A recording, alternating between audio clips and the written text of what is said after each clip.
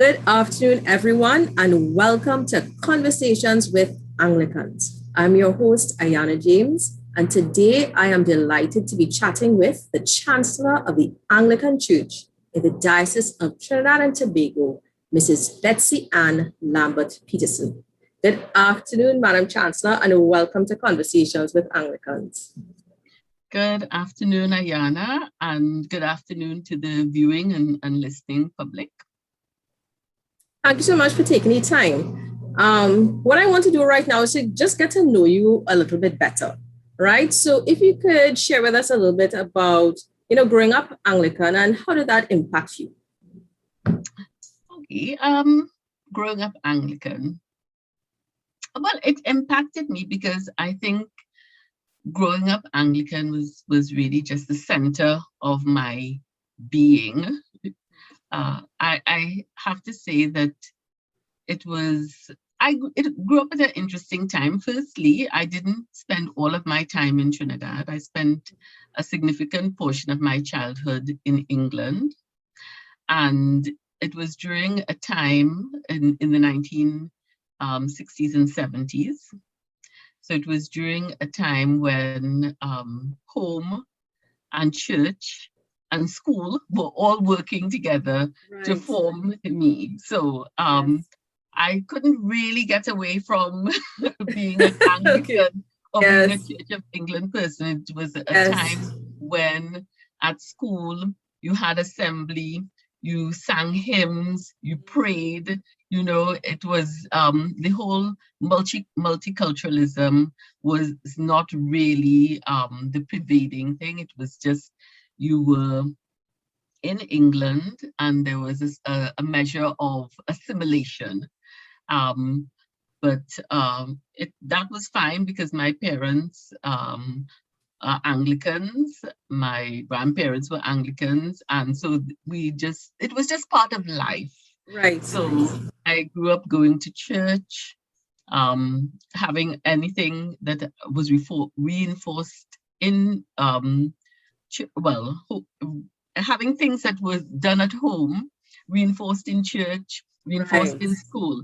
So growing up, it was almost like breathing. So I did not think that I was special or unique or anything. That was just life as I knew it. So what you heard at home, you heard in church, you heard in school. So it was just reinforced all over. Wow. That is fantastic. Yeah, so it gave me a really good foundation. I felt very confident, and it was just a good start to my life. It made me very disciplined, very organized, because that's what I saw around me. The church was very organized and structured. School was very organized and structured. And my parents were very strict disciplinarians. So I was very organized and structured. Yes. So growing up Anglican, when I came to Trinidad, I must say that as a teenager, even though I had that start, I didn't really, I went to church all of the time, but I was not really a member of any church group, not because I didn't want to be, but somehow, I guess probably also it is at the time that I came to Trinidad, it was an adjustment for me. So as a teenager, I went to church, but I wasn't really a participant in church organizations, but church continued to be a part of my life. And so I was able to move seamlessly on, which is what I really love about the church. No matter where you go, you can find a church, you can fit in very, very smoothly. Yes, that's really nice to hear. Well, you're a lawyer by profession, yes. And how long have you been a lawyer? Oh, must I say? A ballpark figure. This year is going to be 33 years. Oh, congratulations. Congratulations. Yeah. What would have inspired you to enter the field of law?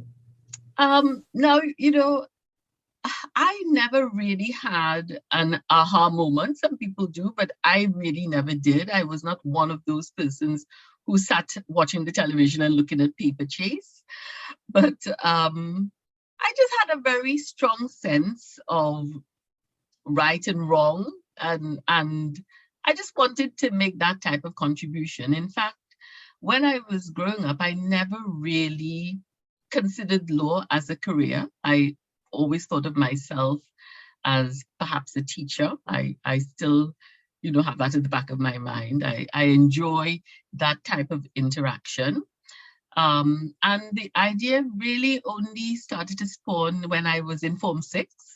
And one of my teachers suggested that to me because I used to take part in debates, and how it is. There's that sort of generic idea that once you're good at debating, you should be a lawyer.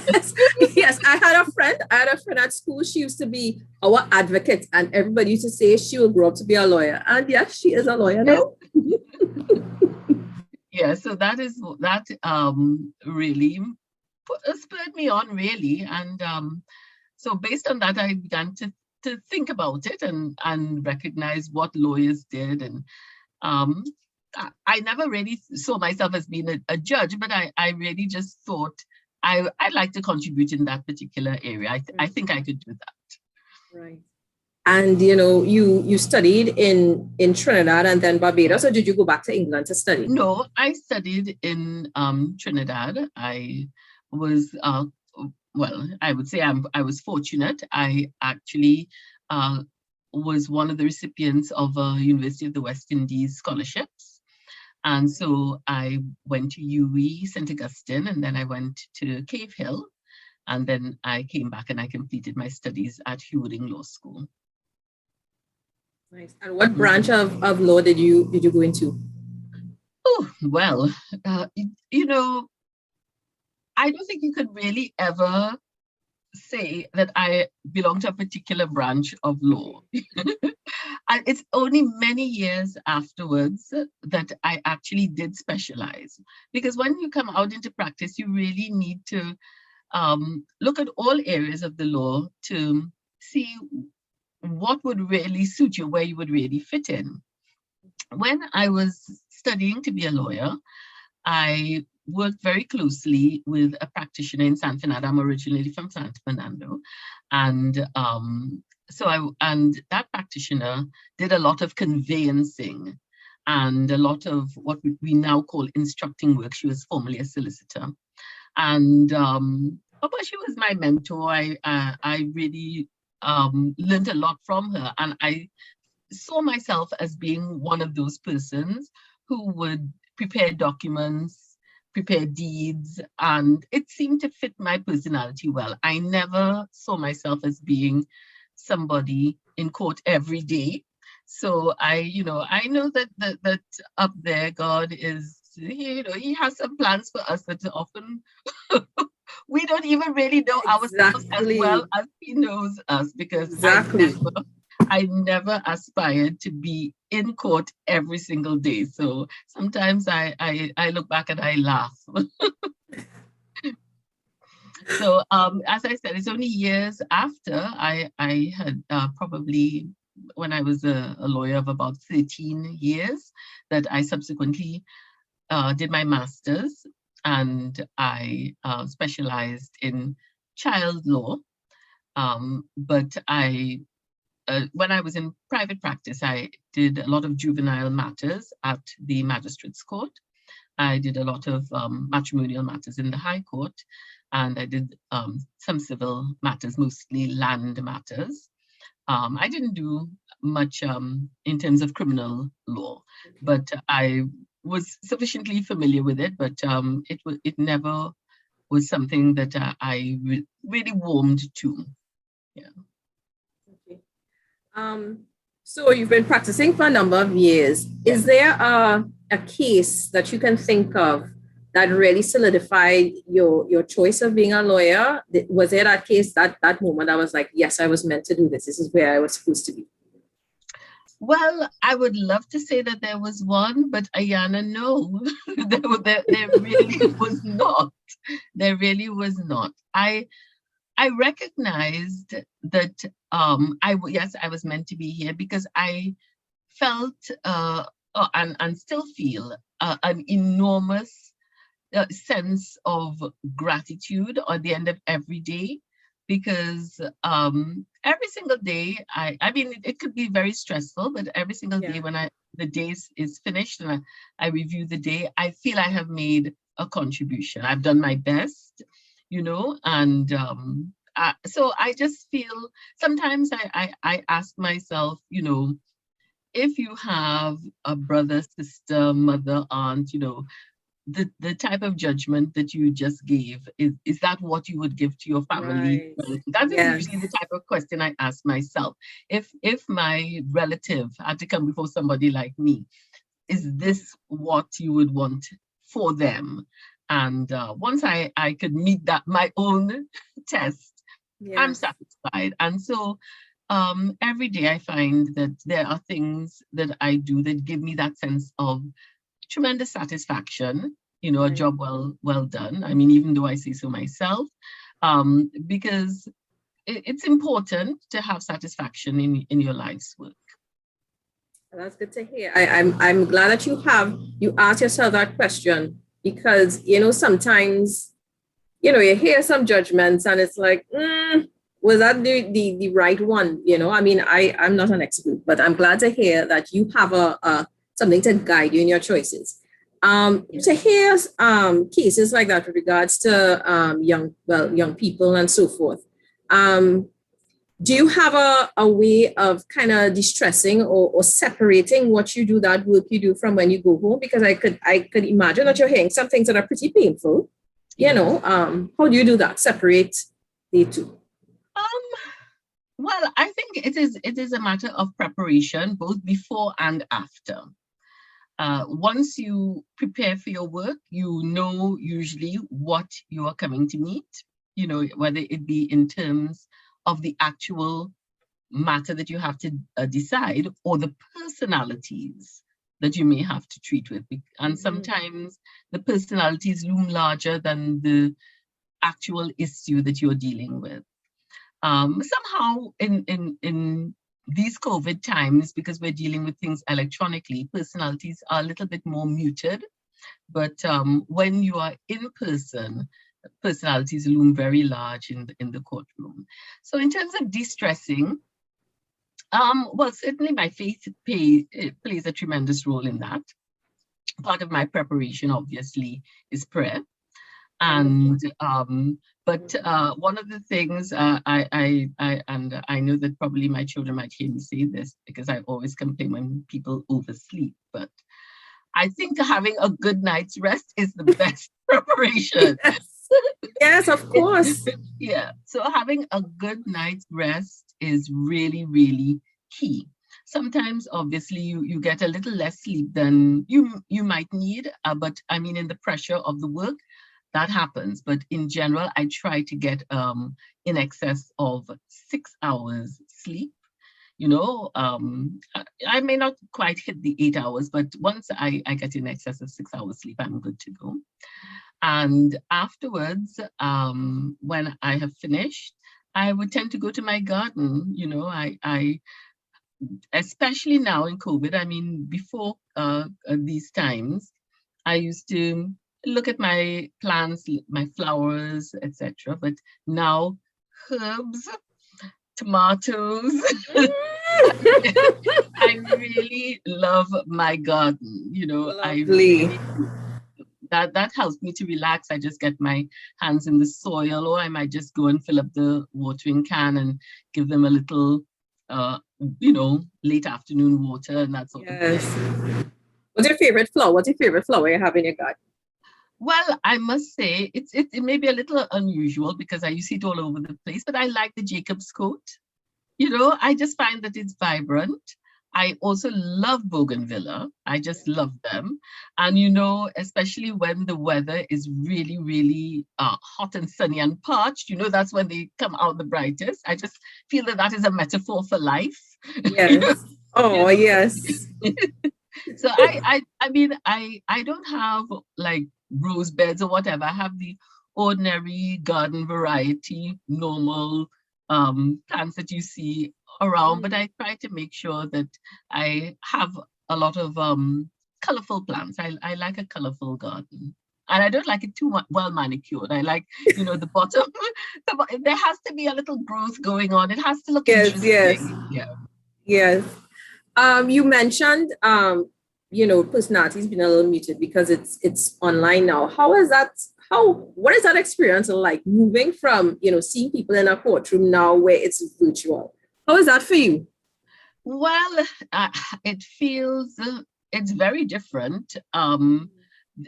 In this sense that certainly I feel as if I am working 24/7. You have to put in many more systems to guard your personal time, because now, for example, when the courts were open, attorneys could only go to file documents until 4 p.m. But now there's an electronic platform and they can file anytime. Right, right. So you have to tell yourself, if I receive an email, unless of course you're the judge who is rostered for emergency matters, you have to tell yourself, if I see this email at 10 p.m., am I going to answer it? Boundaries, Madam Chancellor. Or am I going to leave it until tomorrow morning? Because if I answer it and that person sees that I am amenable to answering matters at that hour of the night, it may never stop. Exactly. That is one of the things that I feel as if I am constantly working. But one of the other things that I actually love about the virtual court is it seems to have empowered some persons. I mean, this may not be the very best example, but certainly it is one of the things that I often reflect on, that there was a gentleman who was walking on the high street with his phone. He was in court, but he was walking on the high street and he had the link, but he wasn't quite sure of all of the different things, and he was asking persons to help him. Now, it may not sound as if it is something that is very empowering, but the fact is, without the technology, he would not have been able to sit in and participate in his hearing. Right. Subsequently, as that hearing went on, he seemed to have been in a living room somewhere. I don't know, but I often remember that matter. I laugh because, he so wanted to make sure to be a participant in his own matter that he wasn't sure of the technology. He clicked on, he asked persons to assist him, and eventually he was able to be there. And I have found that a lot of persons who you would not really think that they would have participated in their matter. They may have just left it in the attorney's hands. Once they get the link, whether by phone or otherwise, sometimes they have somebody at the side of them helping them, but they are able to participate in their matters. And I think they feel empowered by that, because I think we will have the virtual court with us for a while. Oh, okay. Yeah. Yes, I don't think it's going away. Yeah. I think it may very well be that there will be some matters that would be dealt with in person, but I think that there will be a lot of matters that will continue to be dealt with electronically or virtually. Wow. And do you think that would impact positively, negatively the justice system if it continues like that? I think it would be a positive impact, because I think that you would be able to do so much more. What I have found is prior to the COVID, I would go to the San Fernando courts once a week, and the rest of the time I would, between Port of Spain and Tobago, I might go to Tobago once a month or so. And but when things are dealt with virtually, I don't have to restrict myself to going only once for the week or once for the month. Right. I can treat with matters as they arise, and I'm not fettered in that way. And I've heard the lawyers say that they love it because they now have an opportunity in one day to do matters in Tobago, San Fernando, and Port of Spain, but they would, Right. they would not have had that opportunity to do previously. So, I think that it is wonderful. And hopefully it brings about a level of efficiency as well to cases being heard. I think it does. It does. I personally, I mean, on a personal level, it took me a while to adapt to it. I think a lot of my colleagues did so far quicker than I did.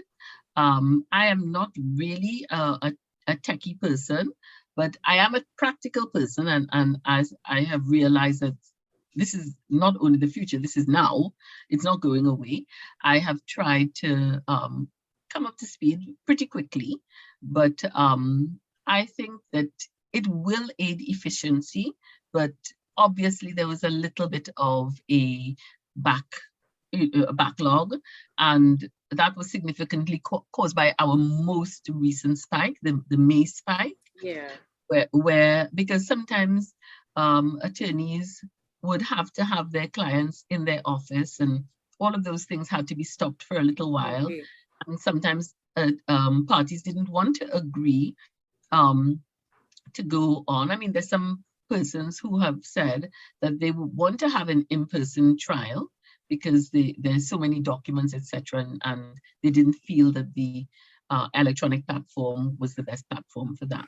So there is this, a little bit of a backlog, but I think eventually it will work itself out, and it will be a very efficient system. All right. Thanks so much for sharing that aspect of your life, your profession. Yeah. And I want to switch gears a little bit to your role as Chancellor in our church. I'll be real honest with you, Madam Chancellor. The first time I heard that was when Her Excellency Paula May Weeks was leaving the position and she was taking up her role as president, right? Mm-hmm. I will admit that.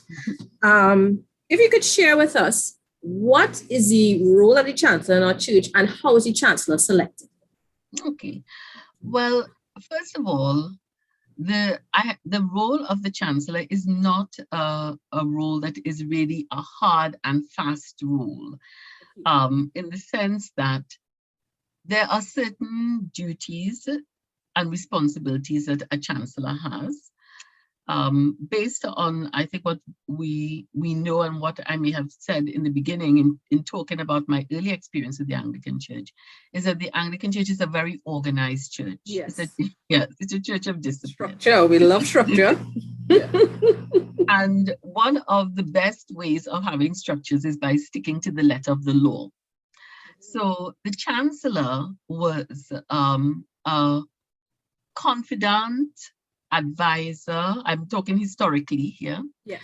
Confidant advisor of the bishop, so that to ensure that there was structure to the church, there was a particular area of law called Canon Law, which outlined how church structures were supposed to be set up and how they were to operate to give effect to all that we wanted to give effect to as church.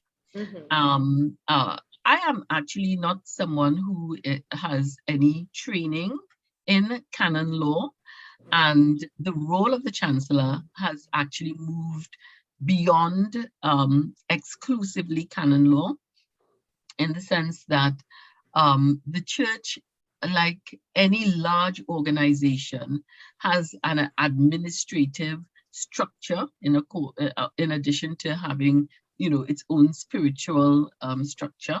Yes. And it interfaces with society and other institutions, and it is in that particular area now that the Chancellor has a role, not in terms of the administration, because that is generally treated with by the bishop, the diocesan secretary, and the trustees, but in terms of the interface of the church with other state entities, with society in general, to make sure that in doing so we don't run afoul of the laws. So the Chancellor doesn't have an overt role. Right. So in that sense, I can understand that you would say that you would not necessarily know of the Chancellor. Mm-hmm. The Chancellor plays more of a supportive role. Right. And so that really is the role of the Chancellor. Now, throughout the Anglican communion, so that means worldwide now, the role of the Chancellor is very different because we operate according to how historically we have operated. So the way that the Chancellor would operate in the United Kingdom is not necessarily the way that the Chancellor would operate in Trinidad and Tobago. Right. It's not necessarily the way that the Chancellor would operate in the Windward Islands or even in Jamaica. There are very nuanced differences with respect to the Chancellor, and it really deals with how historically or traditionally the Chancellor's role has developed. In terms of how the Chancellor is chosen, the Chancellor is chosen by the bishop, and the bishop would usually choose somebody who is a person of great integrity and who is learned in the law. So a chancellor, although a chancellor has in the last, I don't know, maybe about 40 years, I would say, been a judge or a retired judge. In many other places, chancellors are senior attorneys. And we have also, in the 1960s, our chancellor was Henry Hudson Phillips, who was a QC.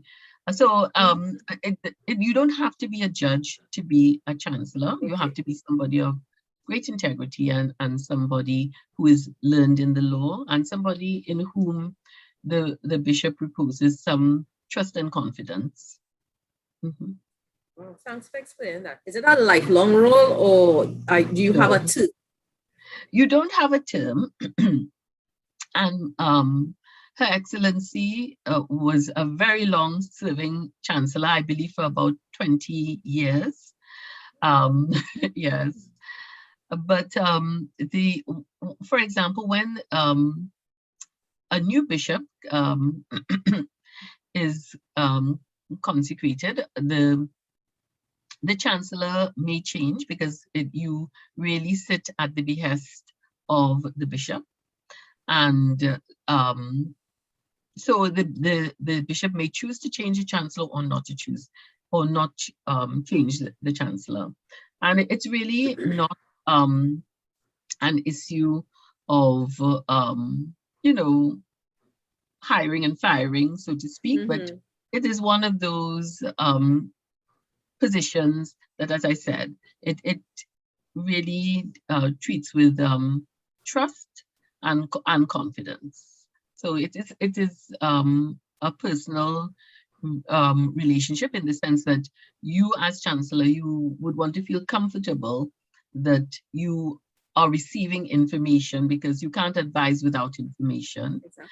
And especially in a situation where the chancellor may be engaged in active practice and not somebody who's retired, where you cannot be at all of the different meetings of the diocesan standing committees, you really rely on either the bishop or the diocesan secretary to apprise you of the issues that are ongoing in the church.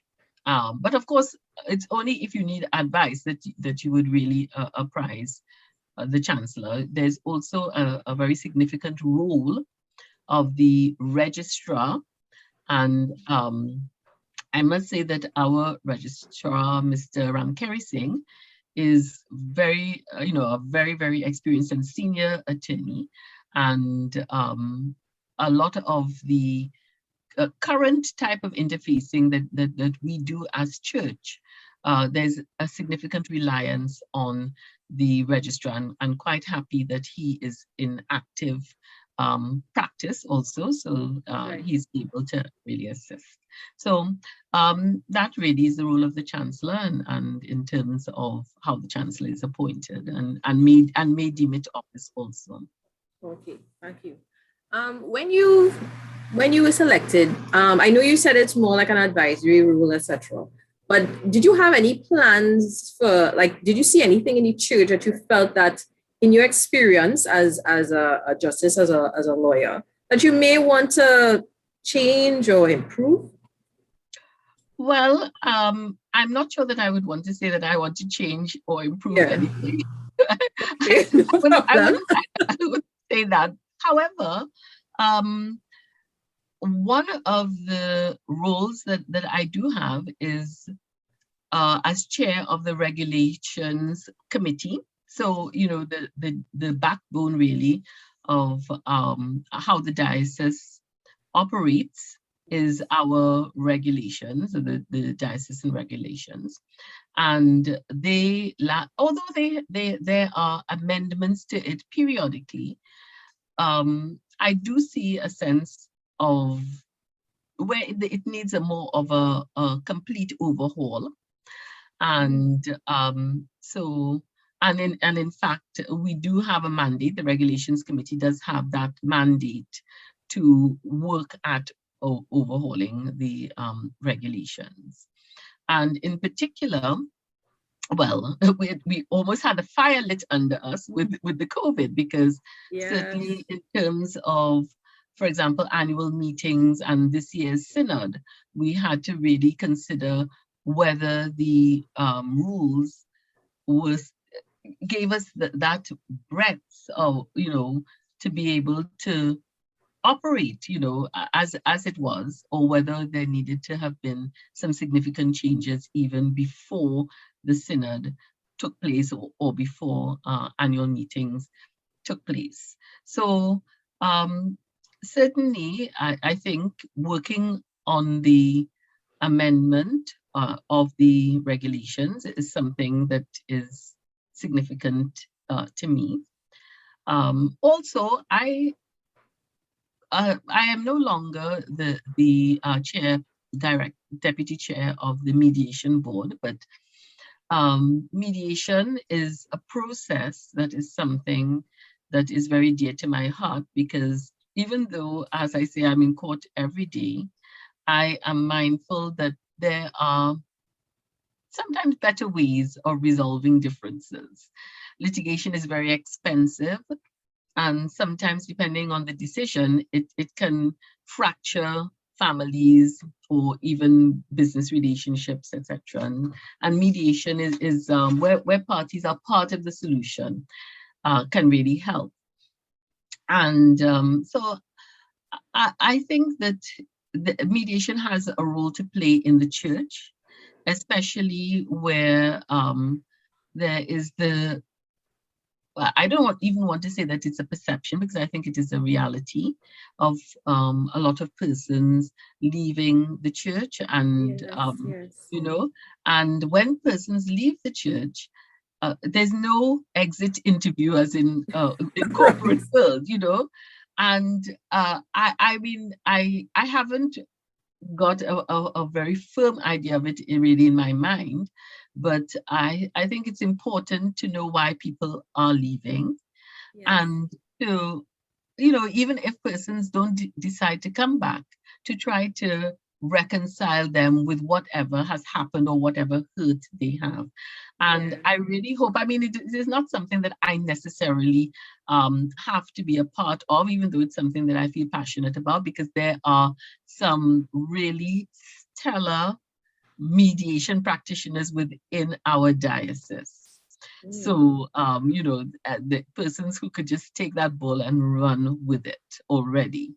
So, but that's something that I think is important for us as church, that if someone wants to go, yes, of course, nobody's going to stop them, but it's nice to know why they are leaving. And it's also good that if they are hurt and they want to talk about it, that we are able to reconcile with them. So that is something that I am interested in, and I don't know if I would have the opportunity of having, of being able to be part of that, but that is certainly something I would like to see come on board.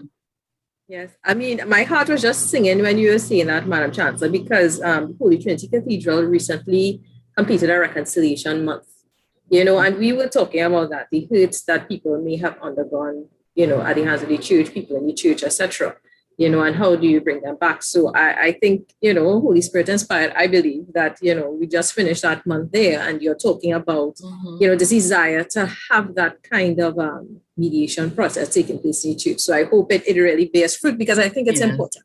It is. I really think it's important that we really find out why people are leaving, and how we could, as you said, reconcile and heal. Yes. You mentioned the synod. So this year it was virtual. How was that for you? What was that experience like for you? Well, Ayanna, let me tell you that I loved it. Good. I loved it. It was, it was wonderful. Well, the first 2 days, I participated remotely. Well, as I told you, I'm not a real techie person, but it went smoothly for me, because first of all, I was not able to get into the Zoom meeting, and I just made a call, and I was just patiently walked through it, and I just got it. It was wonderful. I liked how the voting took place.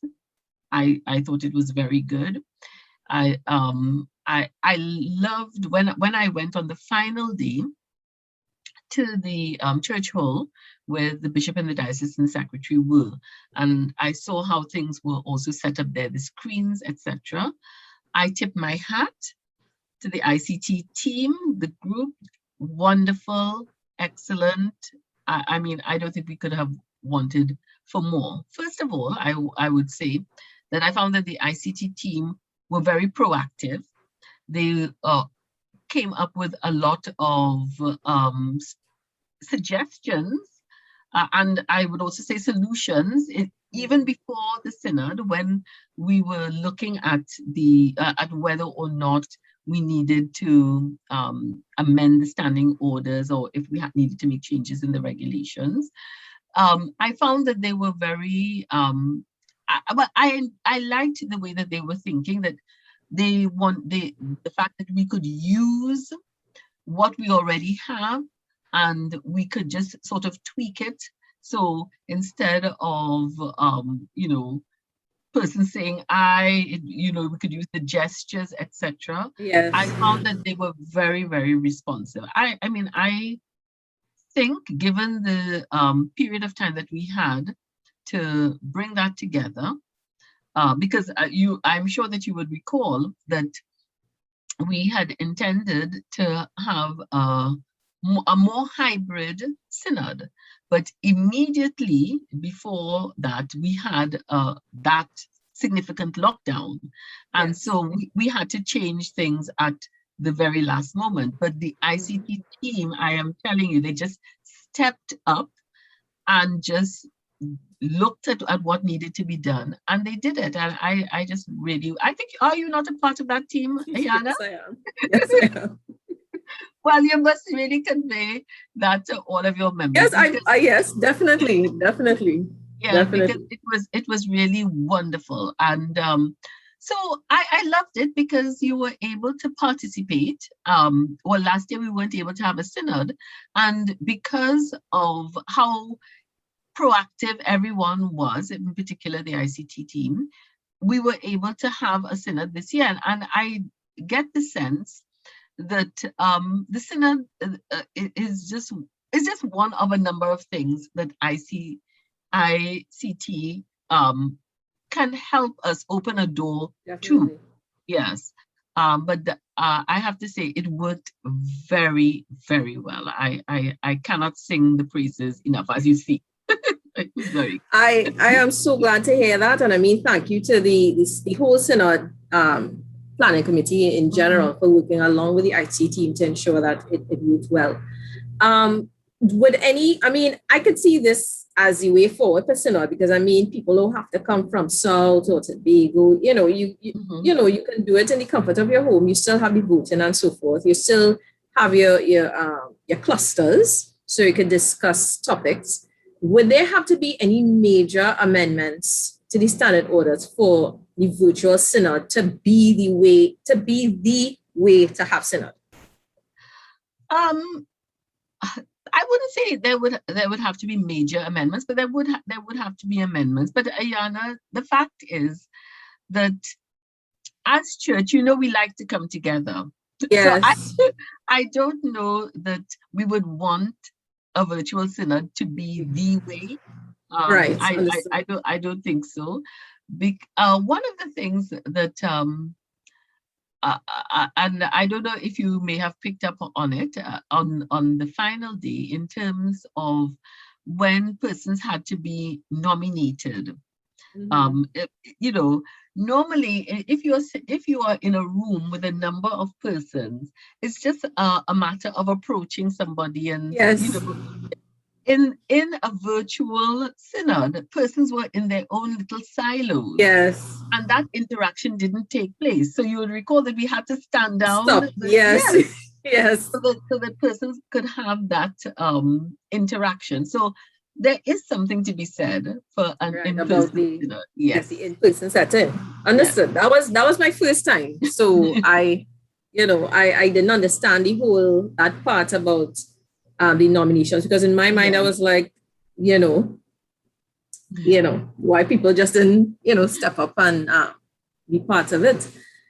But it was really interesting. It was really interesting just to see the church gather together like that and collaborating and sharing it. It really was a wonderful experience, Yes. And I hope at some time to be a part of it again. It really was a fantastic experience. So one of the things, I'm glad that you said that you wanted to look at the regulations, because I don't know, one thing in my mind that I was thinking about was the term communicant in good standing. Yeah. With regards to the regulations. And I mean, you have to receive communion once per month, especially at Easter. Yeah. But what I saw about the regulations, when they said that, the part that kind of got my attention is having had opportunity to do so. Exactly. Yeah. Right? That is it. So I guess that part encompasses the pandemic. It definitely does.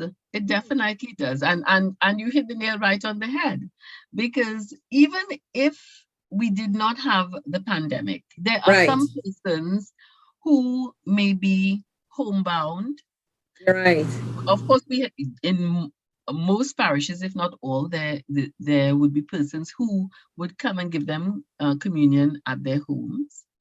But there may be other persons who, for whatever reason, they're not able to go out to church, and they don't have somebody to take them out.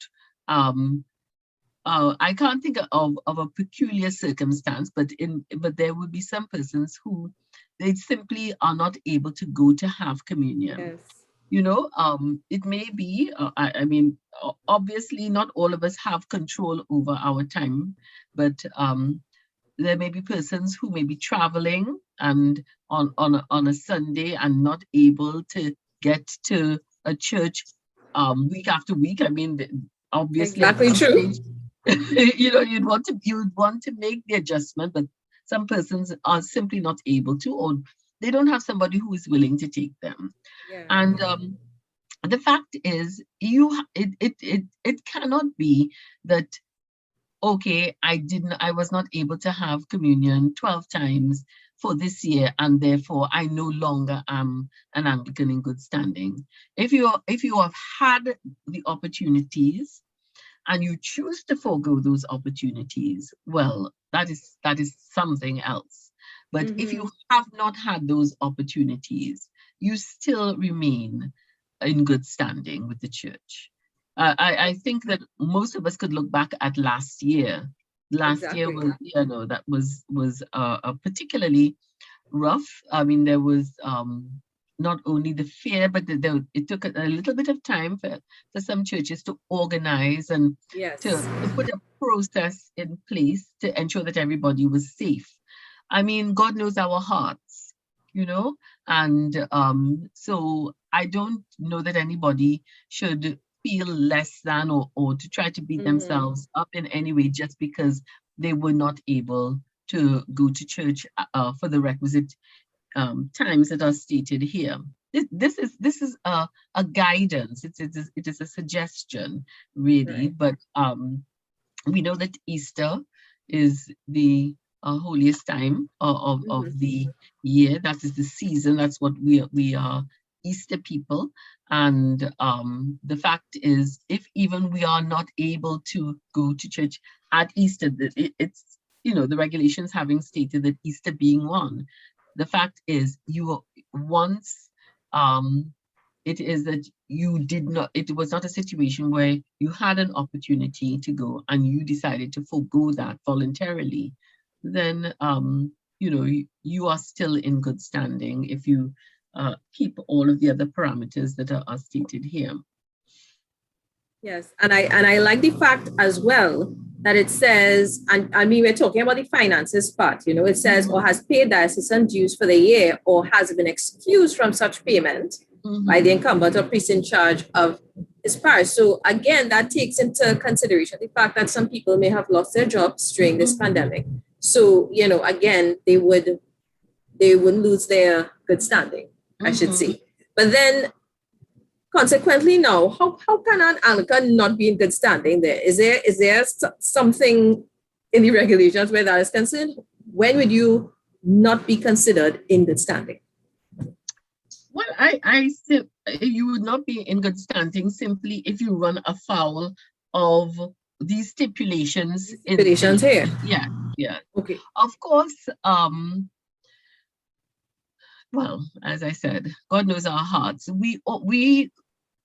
There are persons who may live what we may call a dissolute life.